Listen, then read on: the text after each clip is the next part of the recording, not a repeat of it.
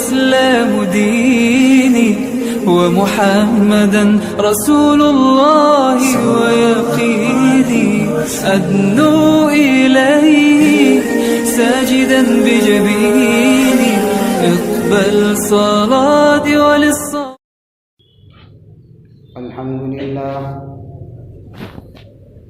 الحمد لله نحمده ونستعينه ونستغفره ونؤمن به ونتوكل عليه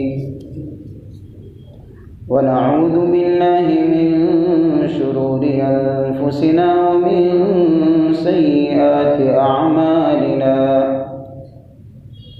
من يهده الله فلا مضل له ومن يضلله فلا هادي له ونشهد أن لا إله إلا الله وحده لا شريك له ونشهد أن سيدنا وسندنا ومولانا محمدا عبده ورسوله صلى الله تعالى عليه وعلى آله وأصحابه أجمعين.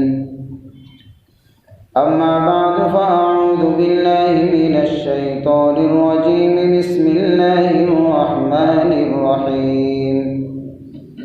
قل أعوذ برب الفلق من شر ما خلق ومن شر غاسق إذا وقب ومن شر النفاثات في العقد ومن شر حاسد إذا حسد. صدق الله مولانا العظيم وصدق رسوله النبي الكريم ونحن على ذلك لمن الشاهدين والشاكرين والحمد لله رب العالمين.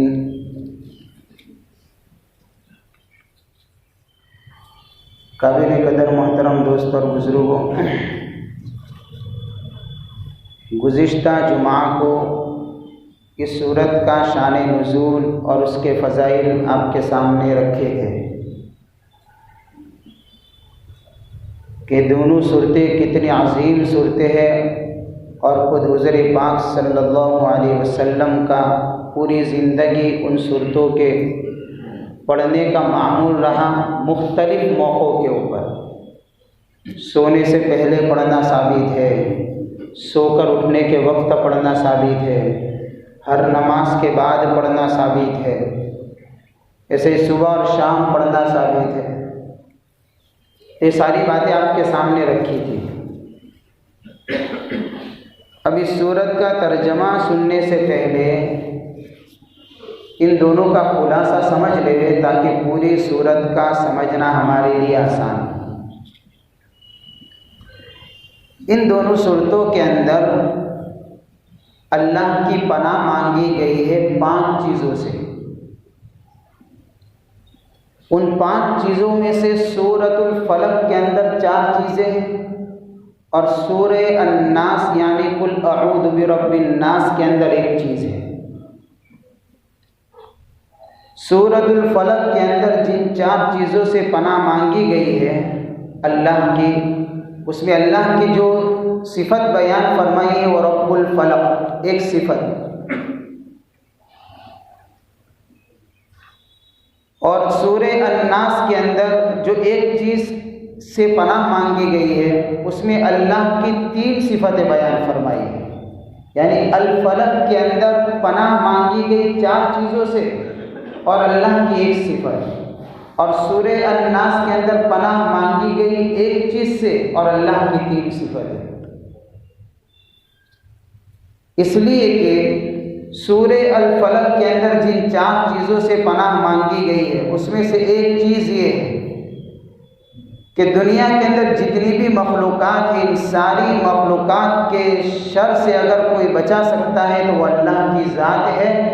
اس لیے کہ ساری مخلوق کو پیدا کرنے والا اللہ ہے. ایک تو اس سے پناہ مانگی گئی ہے.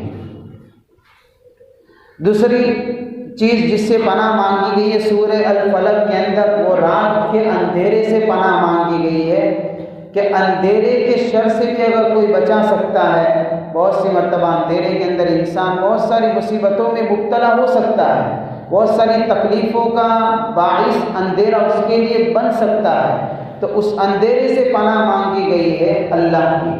دوسری چیز، تیسرے نمبر کی چیز، جادو کرنے والے جب جادو کرنے پر اتر جاتے ہیں تو لوگوں کی زندگیاں تباہ ہو جاتی ہے، برباد ہو جاتی ہے، تو ان جادوگروں سے پناہ مانگی گئی اللہ کی کہ اللہ ہی بچا سکتا ہے۔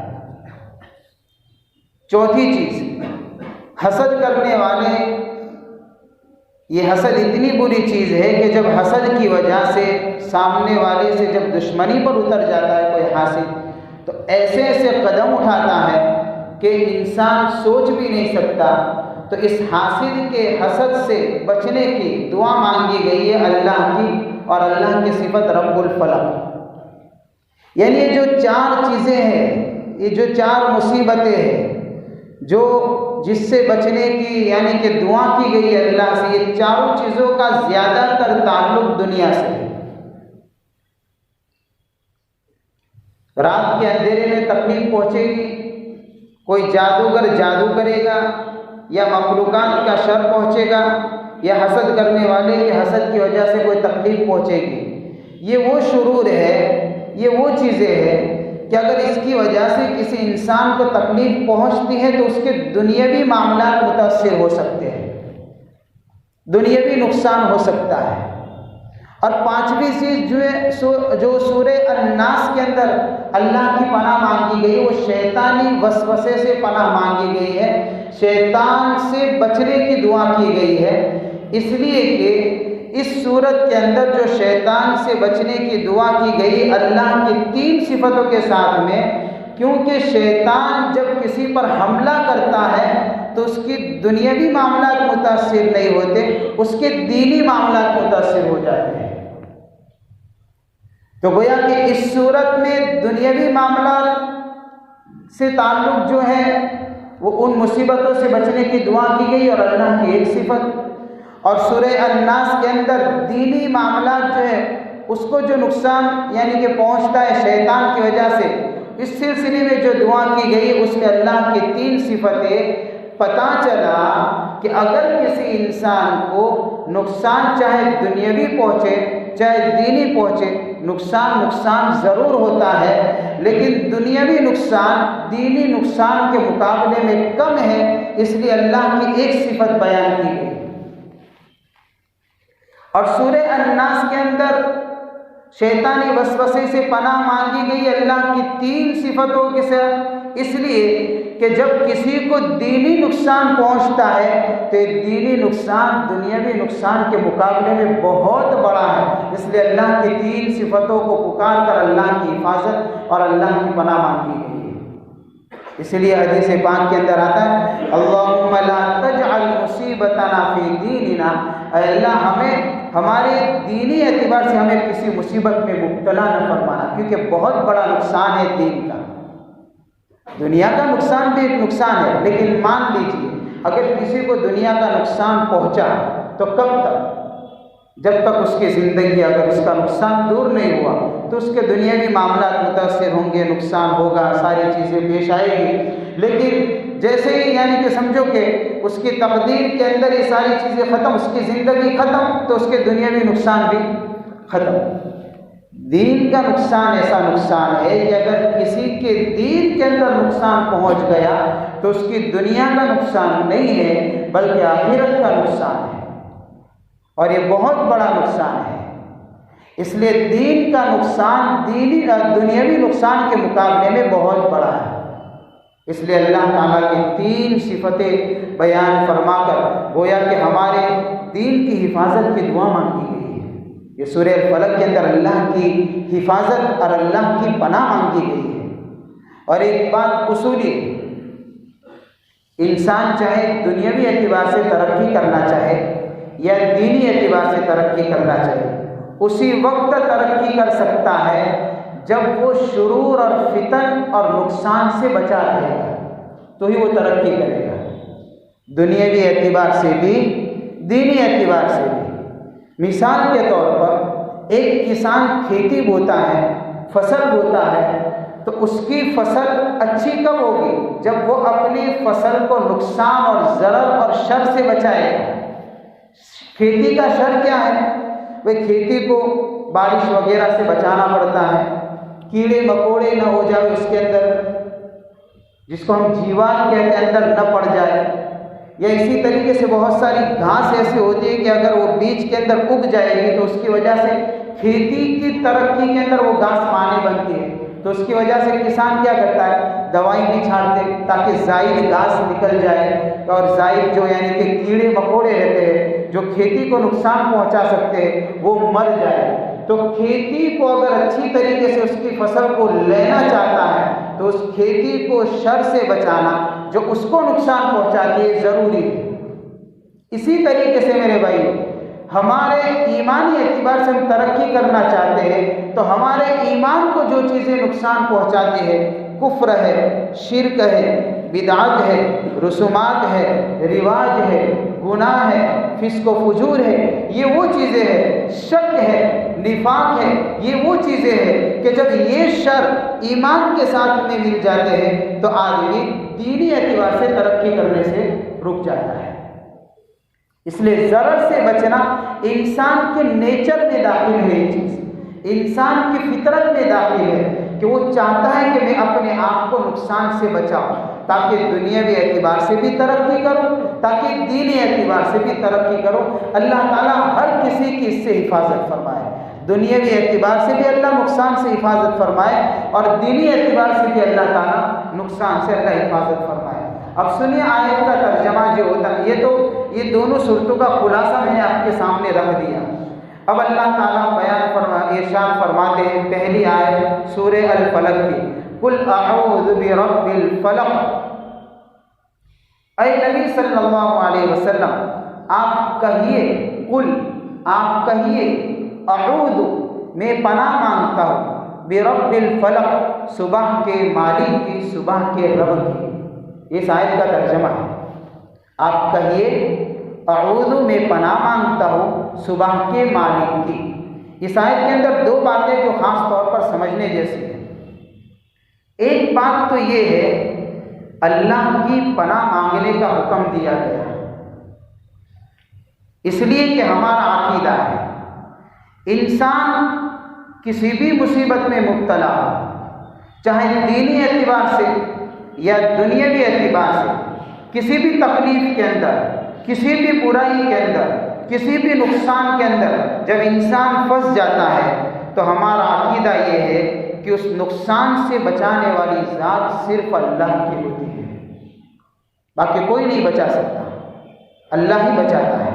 اس لیے اللہ قرآن میں دوسری جگہ پر ارشاد فرماتے ہیں، لَهُ مُعَقِّبَاتٌ مِّن بَيْنِ يَدَيْهِ وَمِنْ خَلْفِهِ يَحْفَظُونَهُ مِنْ أَمْرِ اللَّهِ۔ اللہ نے انسان کے لیے کچھ نگران مقرر کر دیے جو اس کے آگے ہیں، جو اس کے پیچھے ہے، اللہ کے حکم سے انسان کی حفاظت کرتے ہیں۔ تو حفاظت کرنے والے نگران کون ہیں؟ وہ فرشتوں کی جماعت ہے جو انسان کی ہر وقت حفاظت کرتی ہے اور ان کی ڈیوٹی بدلتی ہے۔ فجر کے اندر ایک جماعت آتی ہے فرشتوں کی، تو رات کی جو حفاظت کرنے والے فرشتے ہیں وہ نکل جاتے ہیں۔ اب فجر میں جو فرشتے انسان کی حفاظت کے لیے آئے، اب وہ پورے دن حفاظت کریں گے عصر تک، پھر عصر کے اندر وہ رات والے فرشتے پھر آ جائیں گے اور یہ جو دن والے فرشتے تھے وہ واپس چلے جائیں گے۔ یہ حفاظت کا نظام اللہ نے، انسان کی حفاظت کا نظام اللہ نے چلایا ہے۔ اس لیے ہم نے دیکھا ہوگا بہت سی مرتبہ ایک آدمی جا رہا ہے، اچانک سے دیوار گری لیکن اللہ نے اس کو بچا لیا۔ پھر کس نے بچایا؟ اللہ کے حکم سے فرشتوں نے بچایا ہے۔ اس کے ساتھ اللہ کی حفاظت والا نظام چل رہا ہے۔ ابھی بیچ میں ایک خبر چھپی تھی، کسی فلائٹ کے اندر حادثہ ہوا، ایک ماں نے اپنے معصوم سے بچے کو، وہ فلائٹ کا جو یونیفارم ہوتا ہے جب حادثہ ہوتا ہے لوگ چھلانگ لگا کر نیچے گرتے، اس نے اپنے بچے کو یہ چیز پہنا کر پھینک دیا کہ اللہ کی تقدیر کا مسئلہ ہے، میرا تو جو کچھ بھی ہو اللہ میرے بچے کی حفاظت کرے گا، اللہ کا نظام اس بچے کی حفاظت کا، یہ بچہ سمندر میں گرا اور کئی دنوں کے بعد اس کے اندر سے اس بچے کو زندہ نکالا گیا ہے۔ کون کرتا ہے حفاظت؟ یہ اللہ کرتا ہے۔ رات کے وقت آدمی جا رہا ہوتا ہے اور اچانک سے پتہ نہیں اندھیرا ہوتا ہے، گڑھا ہوتا ہے، گرتے گرتے بچ جاتا ہے ایک دم سے۔ کس نے بچایا؟ ہاں، تو بچا نہیں ہے بلکہ تجھے اللہ نے بچایا ہے، اور فرشتوں کو حکم کیا، ان فرشتوں نے حفاظت کی ہے تیری۔ گاڑی لے کر جا رہا ہے انسان، کنٹرول سے باہر ہو گئی لیکن اللہ نے حفاظت کر دی۔ کس نے بچایا؟ فرشتوں نے۔ بہت سی مرتبہ ایسے واقعات ہم نے سنے ہیں کہ ایکسیڈنٹ ہوا لیکن اس کے اندر سے انسان کو زندہ نکالا گیا، معمولی سی خراش آئی ہے، جبکہ گاڑی کو اتنا نقصان پہنچا ہے کہ لوگ دیکھنے والے جب دیکھتے ہیں تو یہ سوچتے ہیں کہ یہ بچا کیسے اندر سے، کہ کس نے بچایا ہے؟ یہ بچا نہیں ہے بلکہ وہ اللہ کے فرشتے ہیں جو اس کے ساتھ میں چلتے ہیں، اور اللہ نے اس کی حفاظت کے لیے ان کو مقرر کیا ہے۔ یہ اللہ کے فرشتے جو انسان کو بچاتے ہیں۔ اور پھر جب اللہ کی طرف سے ان فرشتوں کو حکم ہوتا ہے کہ اس کی حفاظت سے ہٹ جائے تو پھر انسان کسی مصیبت میں مبتلا ہو جاتا ہے۔ پھر اللہ کا حفاظتی نظام جب اس سے ہٹتا ہے تو اس لیے گویا کہ ہمیں حکم ہے کہ جب بھی مصیبت میں پڑے، کسی تکلیف میں آئے، پناہ مانگو اللہ کی اور کہو قل اعوذ برب الفلق، کہیے کہ میں پناہ مانگتا ہوں صبح کے مالک کی۔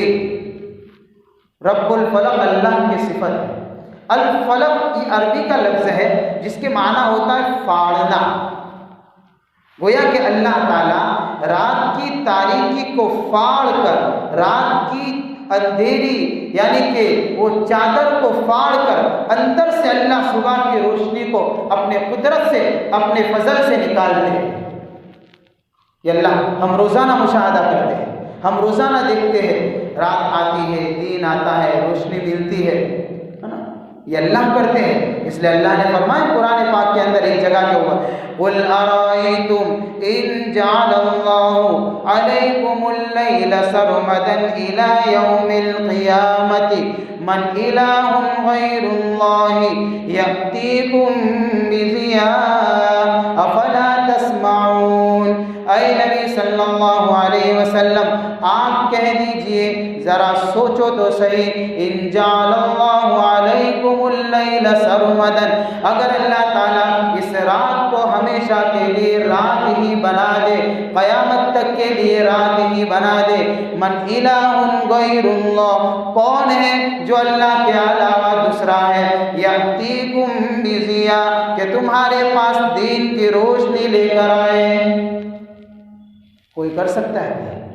اگر اللہ اس رات کے نظام کو ہمیشہ کے لیے چلا دے۔ افلا تسمعون، اللہ فرماتے ہیں پھر تم سنتے نہیں ہو؟ اللہ کی قدرت کتنی بڑی ہے۔ یہ اللہ تعالیٰ اپنی قدرت سے گویا کہ رات کی اندھیری چادر کو پھاڑ کر صبح کی روشنی کو نکالتا ہے۔ یہ اشارہ ہے اس بات کی طرف کہ اندھیرا انسان کے لیے مصیبت کا سبب بن سکتا ہے، اس لیے اسی صفت سے اللہ کی پناہ مانگو۔ بہت سی مرتبہ اندھیرے میں انسان ٹھوکر کھا سکتا ہے، راستہ بھٹک سکتا ہے، یا کوئی اور مصیبت پہنچ سکتی ہے، اور بہت ساری شرارتیں رات میں ہی ہوتی ہے۔ اس لیے اللہ فرماتے ہیں کیا کہو قل اعوذ برب الفلق، میں پناہ مانگتا ہوں صبح کے رب کے، صبح کے مالک کے، کہ جس طریقے سے اللہ تعالیٰ نے رات کی تاریکی کو پھاڑ کر صبح کی روشنی ظاہر کر دی، یہ اللہ اس بات پر بھی قادر ہے کہ انسان کو کوئی نقصان پہنچ جائے یا کوئی نقصان پہنچانے کی کوشش کرے، اگر اللہ کی پناہ مانگیں گے اللہ تعالیٰ اپنے قدرت سے اس کی تکلیف کو رحمت سے بدل دیں گے۔ تو اللہ کی پناہ مانگے۔ آگے اللہ فرماتا کس سے پناہ مانگے؟ من شر ما خلق، ہر اس چیز کے شر سے جو اس نے پیدا کی۔ ہر اس چیز کے شر سے جو اس نے پیدا کی، یعنی ساری کائنات کو پیدا کرنے والا ایک اللہ ہے۔ اس نے فرشتوں کو پیدا کیا، جناتوں کو پیدا کیا، شیطانوں کو پیدا کیا، انبیاء کو پیدا کیا، اولیاء کو پیدا کیا، زہریلے جانوروں کو پیدا کیا، درندوں کو پیدا کیا، الغرض ساری کائنات کو پیدا کرنے والا ایک اللہ ہے، اور اللہ ہی جانتا ہے ان مخلوقات کے شرور کو اور ان کے اندر شر کے پہلو کو، کہ کس کے اندر کیا شر کا پہلو موجود ہے۔ جب اللہ جانتا ہے تو پھر اللہ ہی ہے کہ جو ہمیں اس مخلوق کے شر سے پھر بچائے گا۔ اس لیے اللہ تعالیٰ نے سارے گویا کہ یہ حکم دیا کہ من شر ما خلق، اللہ کی پناہ مانگو۔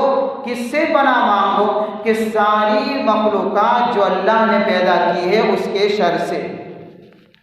کیوں؟ اس لیے کہ جب اللہ تعالیٰ کی پناہ مانگیں گے ساری مخلوقات کے شر سے تو دو چیزوں میں سے ایک چیز فائنل ہے، تیسرا کوئی آپشن نہیں ہے، ایک ہونا ہی ہونا ہے۔ ہمارا یقین ہے اور ہمارا عقیدہ ہے، ایک چیز ہونی ہی ہونی ہے۔ اس کائنات کے اندر کوئی انسان ایسا نہیں ہے کہ جو یہ دعویٰ کر سکے کہ مجھے کوئی تکلیف نہیں پہنچی۔ بھئی یہ تو دنیا ہے نا، دنیا کے اندر امیر ہو، دولت مند ہو، مالدار ہو، حاکم ہو، بادشاہ ہو، نیک ہو، متقی ہو، پرہیزگار ہو، ولی ہو، نبی ہو، فاسق ہو، فاجر ہو، کوئی بھی ہو، کوئی بھی نقصان سے خالی نہیں۔ تکلیف تو ہر کسی کو پہنچ سکتی ہے، نقصان تو کسی کو بھی آ سکتا ہے۔ اس نقصان سے بچا اللہ ہی سکتا ہے، اللہ کے علاوہ کوئی نہیں ہے جو کسی کو نقصان سے کوئی دوسرا بچا لے۔ اس لیے اللہ کی طرف سے گویا کہ تعلیم ہے کہ جب بھی نقصان پہنچے، جب بھی تکلیف پہنچے، جب بھی کوئی مصیبت پہنچے، جب بھی کوئی شر پہنچے، یہ کام کرو، نگاہ اللہ کی طرف کرو، رجوع اللہ کی طرف کرو، توجہ فوراً اللہ کی طرف ہونی چاہیے۔ اس مخلوق کے شر کو اللہ نے پیدا کیا ہے، اس کی تکلیف کو اللہ ہی جانتا ہے، لہذا اس تکلیف سے بچانے والا اللہ ہے۔ جب اللہ کی طرف رجوع کریں گے تو دو باتوں میں سے ایک بات ضرور ہونی ہے۔ کون سی دو باتیں؟ اللہ کی ہم نے پناہ مانگی، کسی تکلیف کے اندر، کسی مصیبت پہ کوئی انسان پڑ گیا، اللہ کی طرف رجوع کیا، اللہ کے سامنے ہاتھ پھیلائے، تو اگر اس کے مقدر میں وہ تکلیف کا ہٹنا لکھا ہے تو اللہ ہٹا دے گا، تو اس کا مسئلہ حل ہے، وہ تکلیف دور ہو جائے گی۔ وہ کون دور کرے گا؟ اللہ ہی کرے گا۔ تو جب اللہ کی طرف رجوع کیا، اللہ کی طرف گر گڑایا، اللہ کے سامنے رویا، اور اس تکلیف کا ہٹنا اس کے مقدر کے اندر لکھا ہوا ہے، تو اللہ تعالیٰ اس کے رونے سے اور بندے کے اللہ کی طرف رجوع ہونے کی برکت سے اللہ اس کی تکلیف کو دور کر دیں گے۔ یا تو یہ ہونا ہے، ایک آپشن یہ ہے۔ دوسرا آپشن، اگر کسی وجہ سے اس کے مقدر کے اندر تکلیف کا ہٹنا نہیں لکھا ہوا ہے تو اللہ اس کے لیے یہ تکلیف رحمت کا سبب بنا دے گی۔ کیسے رحمت بنے گی وہ تکلیف؟ اللہ اس کے گناہوں کو معاف فرما دے گی۔ جب بندہ کے اوپر کوئی مصیبت آتی ہے، کوئی تکلیف آتی ہے، تو ایمان والے کی بھئی یہی تو خصوصیت ہے نا کہ مصیبت میں گرتا ہے تو بھی گناہوں کی معافی ہے اس کے لیے۔ تو اگر مقدر میں تکلیف کا ہٹنا نہیں ہے تو کیا ملے گا؟ گناہوں کی معافی ملے گی، اللہ اس کے گناہوں کو معاف کریں گے، اور اوپر سے اللہ نے اس کے لیے یہ جو فیصلہ کیا ہے کہ اس کے لیے اب مصیبت میں رہنا اس کے مقدر میں لکھا ہوا ہے، اس پر جو صبر کرے گا تو اس صبر کے اوپر اللہ الگ سے اجر عطا فرمائیں گے۔ انما يوفى الصابرون اجرهم بغیر حساب، یہ اللہ نے ارشاد فرمایا کہ اللہ تعالیٰ کل قیامت کے دن صبر کرنے والوں کو جب اجر دیں گے تو اس کا حساب نہیں ہوگا، بغیر حساب کے صبر کرنے والوں کو اجر ملے گا۔ ہر عمل کا اجر متعین، صبر کا اجر بغیر حساب، اس کا حساب نہیں، اللہ خود دے دیں گے بغیر، اتنا بڑا اجر ہے صبر کا۔ روایتوں میں آتا ہے کہ جب کل صابرین کو اللہ محشر کے میدان کے اندر جب ان کے صبر کے اوپر جب ان کو اجر دیا جائے گا تو اپنے صبر کا اجر دیکھ کر یہ لوگ تمنا کریں گے اس وقت، ہائے کاش کے ہمارے ہونٹوں کو کینچیوں سے کاٹا جاتا اور ہم اس پر صبر کرتے تو آج اللہ ہم کو کتنا بڑا اجر عطا فرماتے۔ تو یہ دو باتیں ضرور ہونی ہے، یا تو اللہ تکلیف کو ہٹائیں گے، اللہ کی طرف رجوع کرنے کی یعنی کہ متوجہ ہونے کی برکت سے، یا تو تکلیف ہٹے گی، یا تو تکلیف اگر مقدر میں ہٹنا نہیں لکھی ہے تو اس کے لیے دنیا اور آخرت کے اندر یہ بیماری اس کے درجات کی بلندی کا سبب بنے گی۔ اس لیے آیت میں کہا جاتا ہے کہ جب بھی تکلیف آئے میں اللہ کی یعنی کہ صبح کے رب کی پناہ مانگتا ہوں، من شر ما خلق، ہر اس چیز کے شر سے جو اس نے پیدا فرمائی۔ آگے کی آیت انشاءاللہ آئندہ آپ کے سامنے اس کا خلاصہ رکھیں گے۔ اللہ تعالی ہم سب کے ہر طرح کے شرور اور فتن سے دنیاوی اور اخروی اعتبار سے ہماری پوری امت کے اللہ حفاظت فرمائے۔ وآخر دعوانا ان الحمدللہ رب العالمین۔ دعا فرما لیں، سبحانک اللہم وبحمدک وتبارک اسمک وتعالی جدک ولا الہ غیرک، لا الہ الا اللہ وحدہ لا شریک لہ، لہ الملک ولہ الحمد یحیی ویمیت وهو على كل شيء قدير۔ اللهم لك الحمد حمدا دائما مع دوامك، ولك الحمد حمدا خالدا مع خلودك، ولك الحمد حمدا لا منتهى له دون مشيئتك، ولك الحمد حمدا لا يريد قائله إلا رضاك، ولك الحمد حمدا عند كل طرفة عين وتنفس كل نفس۔ اللهم صل على محمد وعلى آل محمد كما صليت على إبراهيم وعلى آل إبراهيم إنك حميد مجيد۔ اللهم بارك على محمد وعلى آل محمد كما باركت على إبراهيم وعلى آل إبراهيم إنك حميد مجيد۔ يا رب صل وسلم دائما أبدا على حبيبك خير الخلق كلهم، لا إله إلا أنت سبحانك إني كنت من الظالمين۔ ربنا اغفر لي ولوالدي وللمؤمنين يوم يقوم الحساب۔ اللهم اجعل القرآن العظيم ربيع قلبي ونور بصري وجلاء حزني وذهاب همي۔ اللهم اجعل القرآن العظيم ربيع قلبي ونور بصري وجلاء حزني وذهاب همي۔ اللهم اجعل القرآن العظيم ربيع قلبي ونور بصري وجلاء حزني وذهاب همي۔ اے اللہ ہم سب کے گناہوں کو معاف فرما دے، اے اللہ پوری امت کے گناہوں کو معاف فرما دے۔ اے الہ العالمین ہمیں پوری امت کو، ہمارے ماں باپ بیوی بچوں کو، ہمارے دوست احباب متعلقین کو، ہمارے اساتذہ اور مشائخین کو، ہمارے محبین اور محسنین کو، پوری امت کے ایک ایک فرد کو، مرد کو، عورت کو، جوان کو، بچوں کو، بوڑھوں کو اللہ تیری مرضیات والی زندگی پر چلا کر تیری نامرضیات والی زندگی سے ہماری پوری امت کے اللہ کی حفاظت فرما دے۔ نفسانی شیطانی شہوانی کاموں سے اللہ ہماری حفاظت فرما دے۔ اے الہ العالمین گناہوں کی نفرت ہمارے دل میں پیدا فرما دے، اعمال صالحہ کرنے کا شوق پیدا فرما، جذبہ پیدا فرما، ہمت قوت طاقت عطا فرما، توفیق عطا فرما۔ پیارے نبی صلی اللہ علیہ وسلم کی ایک ایک عظیم سنت کو زندگی میں لانے کی توفیق عطا فرما۔ حضور پاک صلی اللہ علیہ وسلم کی سچی پکی محبت اور حضور کے ساتھ میں سچا پکا عشق نصیب فرما۔